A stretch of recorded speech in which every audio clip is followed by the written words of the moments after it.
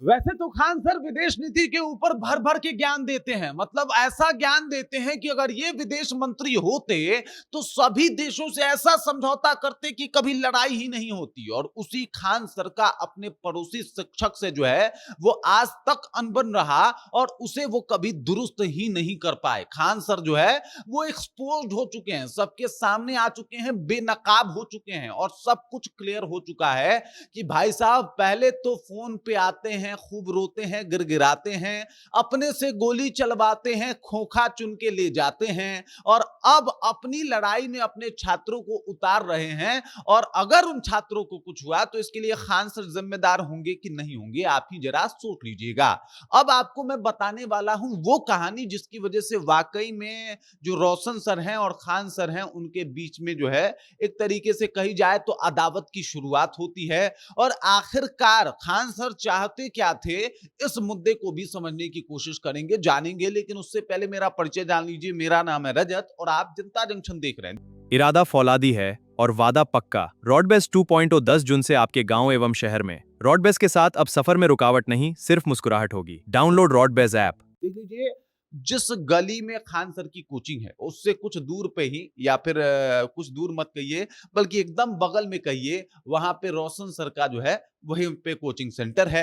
इन दोनों में वर्चस्व की लड़ाई होती रहती है। दोनों जो है वो अपने स्टूडेंट को अगल बगल में जो है वो पढ़ाते हैं और बेहतर से बेहतर सुविधा मुहैया कराते हैं, आकर्षक लोक लुभावन जो है वो ऑफर्स देते हैं। ये बिजनेस के हिसाब से तो ठीक है और ये समझ में भी आता है। इन दोनों के कॉन्फ्लिक्ट में छात्रों का थोड़ा बहुत फायदा हो जाता है। लेकिन इसके अलावा खान सर जो है वो कोशिश करते हैं कि कुछ भी करके जो है वो यहां से रोशन सर को हटा दिया जाए, भगा दिया जाए, ताकि इस वर्चस्व की लड़ाई में मेरा एक छत्र राज शुरू हो जाए। देख लीजिए, भास्कर, दैनिक भास्कर के द्वारा एक वहां पे बातचीत किया जाता है और उसके रिपोर्ट के हिसाब से एक व्यक्ति जो वहां पे टीचर ही है वो कहता है कि भाई बेचारे रोशन सर को फंसाया जा रहा है और खान सर चाहते हैं कि उनका वर्चस्व हर जगह हो। साफ तौर पे वो चश्मदीद शिक्षक कह रहा है कि मैंने देखा कि जब बवाल हुआ, बवाल के बहुत देर बाद खान सर आए। खान सर 3 गाड़ियों में भर भर के लोगों को लेके आए और उसके बाद अंदर से बाहर निकलते हैं,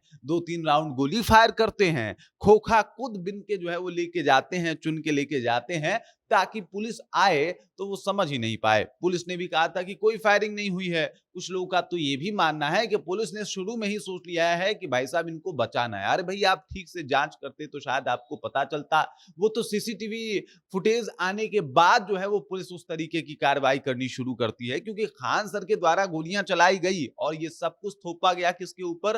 रोशन आनंद के ऊपर। खान सर ने खुद बोला था कि मैंने 10-12 राउंड खुद से गोलियां चलती हुई देखी है और ये जब उनको लगा कि उनका गर्दन खुद फंस जाएगा तो अपने बयान से पलट गए और ये सब कुछ देखने को मिला। उसके बाद अपने बच्चों को जो है वो अलग तरीके से पढ़ा रहे हैं, बता रहे हैं कि क्या हुआ था। अरे भाई, ये सब कुछ बताने की आवश्यकता ही नहीं है। ये किसी भी जो परीक्षा होता है उसमें नहीं पूछे जाएंगे कि खान सर क्या हुआ था उस दिन और खान सर के कोचिंग पे क्या हुआ था, ये नहीं पूछा जाएगा।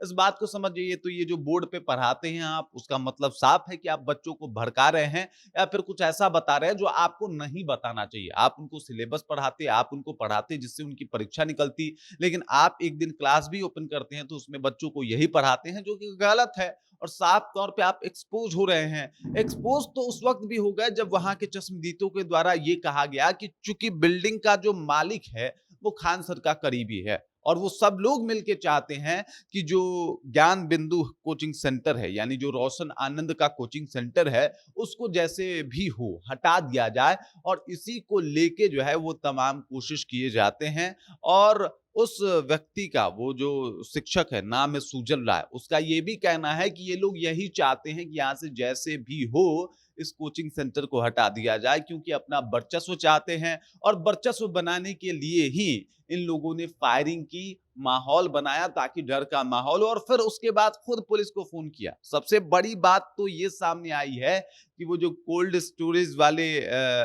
चच्चा का नाम आ रहा है कि भाई साहब उनके ही कहने के ऊपर और खान सर की मिली भगत की वजह से ये सब कुछ हुआ है। तो वो जो गार्ड हॉस्पिटल में भर्ती है वो कोल्ड स्टोरेज का गार्ड है, ऐसा दावा किया जा रहा है। और साफ तौर पे कहा जा रहा है कि खान सर के पास अपने यहाँ अपना खुद का बॉडीगार्ड बहुत सारा है, तो कोई बात ही नहीं है। लेकिन जिस तरीके से माहौल बनाया गया, इससे तो क्लियर हो गया कि खान सर के कथनी और करनी में कितना फ़र्क है।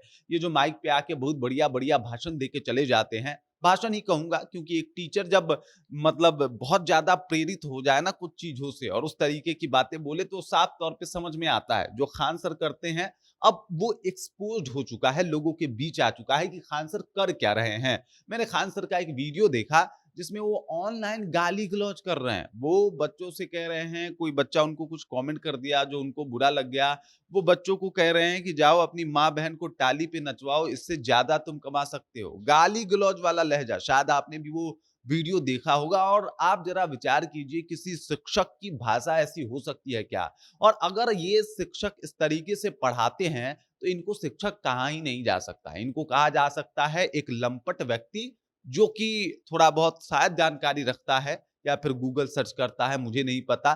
थोड़ा बहुत जानकारी लेके आता है और इस तरीके का जो है वो बातचीत करता है, पढ़ाता है और पढ़ाने के साथ-साथ बच्चों को अमर्यादित बातें बोल के समझाता है, सिखाता है। जो उनके पास स्क्रीन है, उस पे अपना घटना बताता है कि क्या हुआ है और बच्चों को भड़काता है। बाकी इस खबर, इस जानकारी को लेके खान सर जिस तरीके से काम कर रहे हैं या फिर जिस तरीके से एक्सपोज़ हुए हैं, उस बात को लेके आप क्या सोचते हैं? आपके ज़हन में क्या कुछ चल रहा है?